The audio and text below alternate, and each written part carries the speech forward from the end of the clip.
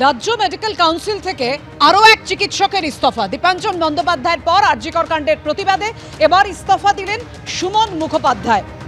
সন্দীপ ঘোষের রেজিস্ট্রেশন বাতিলের দাবিতে কাউন্সিলকে চিঠি, রাজ্য মেডিকেল কাউন্সিলের ভাবমূর্তি স্বচ্ছ রাখতে পদক্ষেপের দাবি।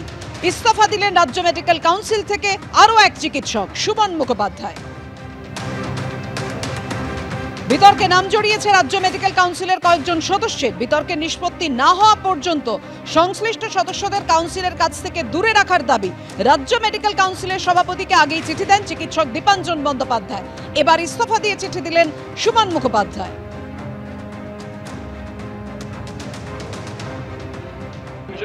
না, জানার কিছু নেই। অনেকেরই না, যেহেতু নাম আসছে সেটা আমার মনে হয়েছে আবার স্যারকে জানানো দরকার, দৃষ্টি আকর্ষণ করা, এর বেশি কিছু নয়।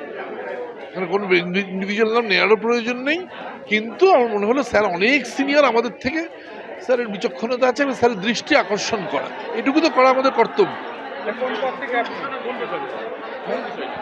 আমাদের মেম্বারদের কিছু নাম এসছে বলে স্যারকে জানানো, যেটা চিঠিতে লেখা আছে, স্পষ্ট করে লেখা আছে, চিঠিটা দেখবেন ওই একটি কথা স্যারকে জানানো, প্রেসিডেন্ট স্যারকে জানানো। বলেছি স্যারকে সাজেশন দিয়েছি না, যদি স্যার এটা না করেন তাহলে রেজিগনেশন দিতে হবে, তাই তো লিখেছি। দেখবেন চিঠিটা দেখবেন একবার। অন্যায় তো কিছু নয়, স্যারকে সাজেশন দেওয়া, যেহেতু আমাদের কিছু মেম্বারের নাম এসেছে ইনভেস্টিগেশনের ব্যাপারে, সেহেতু আপাতত যদি তাদেরকে আমরা সাসপেনশনে রাখতে পারি তাহলে আমার মনে হয় মেডিকেল কাউন্সিলের ভাবমূর্তিটা রক্ষা হবে। সন্দীপ ঘোষের বিরুদ্ধে যে আর্থিক বেনিয়মের অভিযোগ তুলেছিলেন আক্তার আলী, এবার সিবিআই দাবি করলো যে এই আর্থিক যে ফান্ড, সেই ফান্ডের টাকা, সেই টাকা চলে যেত কোথায় না সন্দীপ ঘনিষ্ঠ ঠিকাদারদের পকেটে। আর্থিক অনিয়ম মামলায় আলিপুর আদালতে দাবি করছে সিবিআই, সরকারি দপ্তরের স্ক্রুটিনি অগ্রাহ্য করে একাডেমিক ফান্ডের টাকায় ঠিকাদারদের বিল পর্যন্ত মেটানো হতো। এর আগে একাডেমিক ফান্ডের অপব্যবহার নিয়ে সন্দীপ ঘোষের বিরুদ্ধে অভিযোগ তোলেন আক্তার আলী। সন্দীপ ঘোষের বিরুদ্ধে একই অভিযোগে টালা থানার দ্বারস্থ হন আরও একজন, আর সেই সময় টালা থানা ক্লিন চিট দিয়েছিল সন্দীপ ঘোষকে। আর এখানেই উঠছে প্রশ্ন যে একাধিক অভিযোগ থাকা সত্ত্বেও কিভাবে ক্লিন চিট অর্থাৎ নির্দোষ ছাড়পত্র পেলেন সন্দীপ ঘোষ।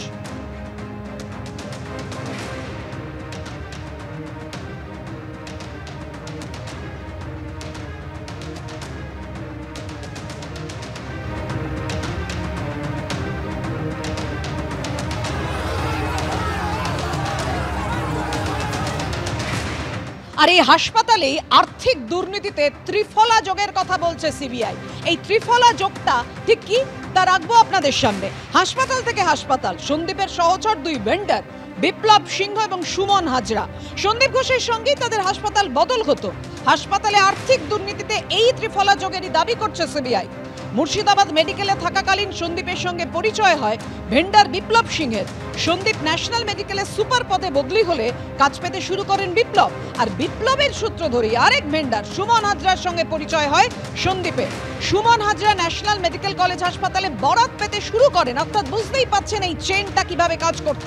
সন্দীপ আরজিকর মেডিকেলের অধ্যক্ষ হওয়ার পর যাবতীয় টেন্ডার যেত বিপ্লবের কাছে। আরজিকর মেডিকেলের দুর্নীতির জাল তৈরিতে প্রত্যক্ষ যোগ ছিল সন্দীপ ঘোষ, বিপ্লব সিংহ এবং সুমন হাজরাদের। আদালতে নথি পেশ করে এমনটাই দাবি করল সিবিআই।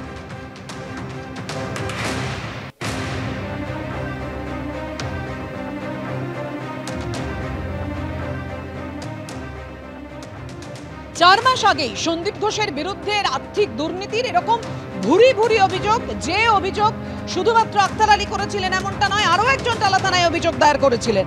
কি ছিল সেই অভিযোগ? স্কিল ল্যাব তৈরির জন্য বাজার দরের থেকে বেশি টাকা দিয়ে সরঞ্জাম কেনা, ক্যাম্পাসে ফুড স্টল ভাড়া দেওয়ার ক্ষেত্রে কর্তৃপক্ষের অনুমতি না নেওয়া, হাসপাতালের প্রয়োজনীয় বিভিন্ন যন্ত্রাংশ খোলা বাজার থেকে একেবারে চড়া দামে কিনে নেওয়া, স্নাতক ও স্নাতকোত্তরে কাউন্সেলিং এর সময় আর্থিক তছরূপ, একাডেমিক ফান্ডের অপব্যবহার, অবৈধ নিয়োগ, অবৈধ পার্কিং চক্রের সঙ্গে আঁতাত। বুড়ি বুড়ি অভিযোগ সত্ত্বেও টালা থানা এফআইআরই নেয়নি, এমনটাই দাবি অভিযোগকারী। আদালতের দ্বারস্থ হলে পুলিশের কাছে রিপোর্ট তলব করে শিয়ালদা কোর্ট, আর সন্দীপ ঘোষকে কার্যত ক্লিন চিট দিয়ে দেয় টালা থানা, এমনটাই দাবি অভিযোগকারী।